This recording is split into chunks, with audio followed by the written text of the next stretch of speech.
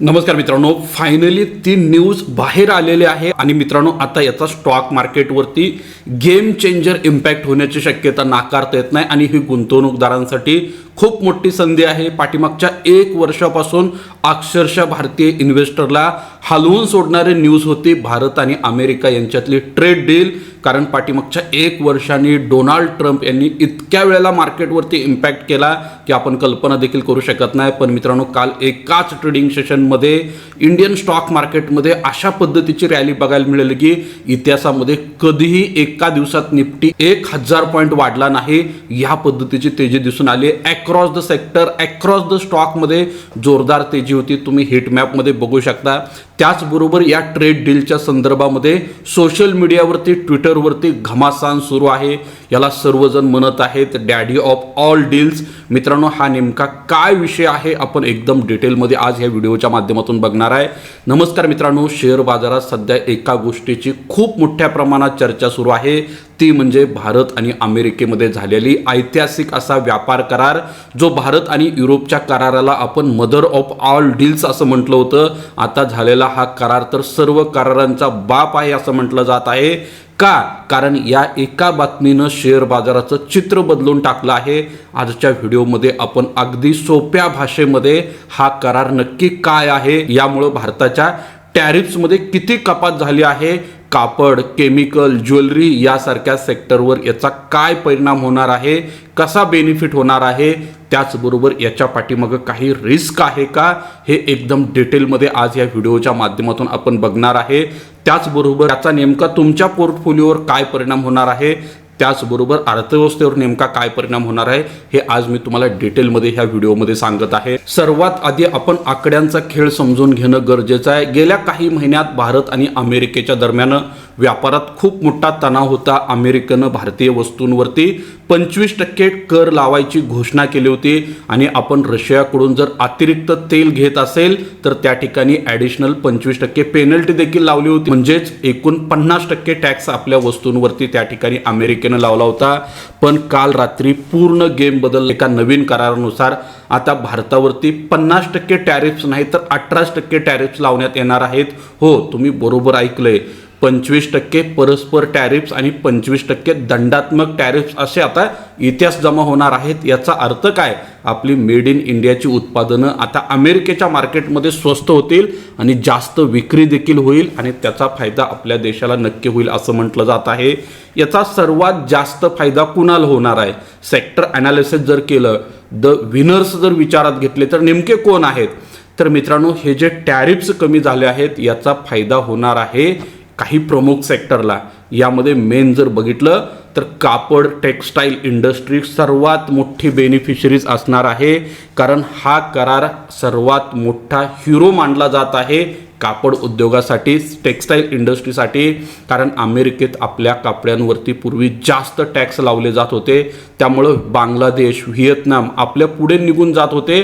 पण आता 18% टॅक्समुळे बांगलादेशवर तर 20% टॅक्स आहेत, व्हिएतनामवर देखील जास्त टॅक्स असणार आहेत।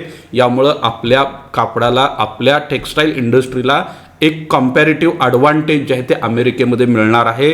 मग या कंडिशनला आपल्याला काही सेक्टरवरती, काही स्टॉकवरती लक्ष ठेवणं देखील गरजेचं आहे। यामध्ये काही कंपन्यांवरती देखील आपल्याला लक्ष ठेवणं गरजेचं आहे, हे पहिल्यांदा लक्षात घ्या।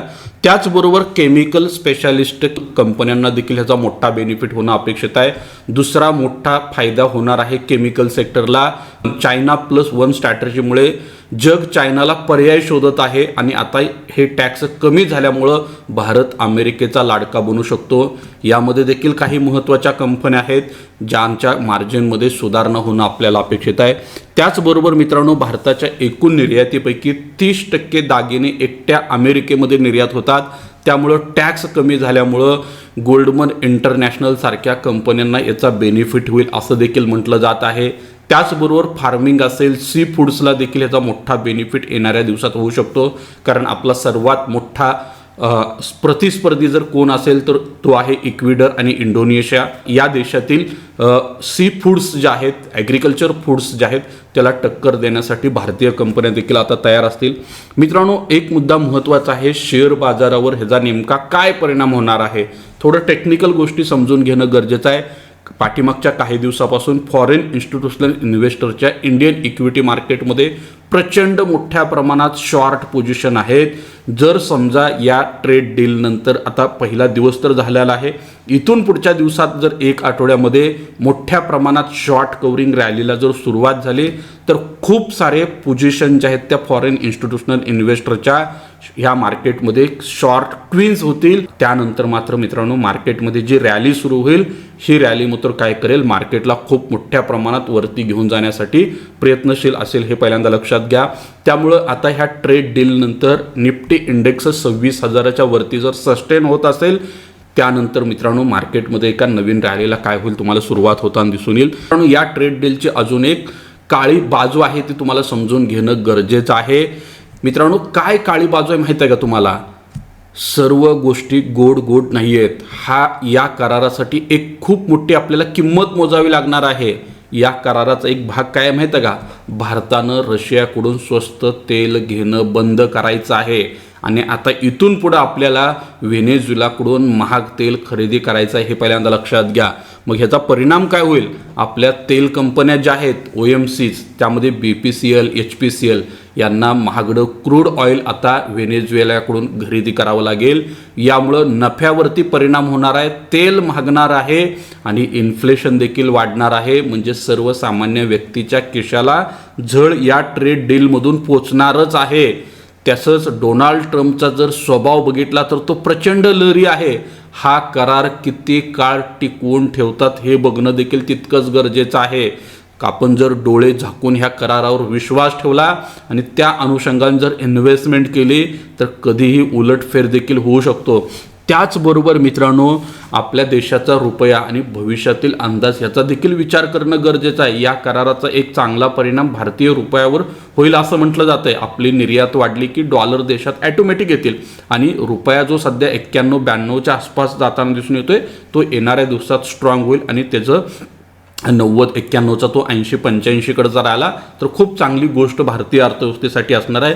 त्यामुळं रुपया मजबूत होणं गरजेचं आहे. आयात स्वस्त होईल आणि परकीय इन्व्हेस्टमेंट जे आहे ती देखील परत भारताकडे येईल. आणि FY27चा जर विचार केला तर यामुळं कंपन्यांच्या अर्निंगमध्ये देखील सुधारणा होईल आणि हा एक खूप मोठा बूस्टर डोस मानला जातोय.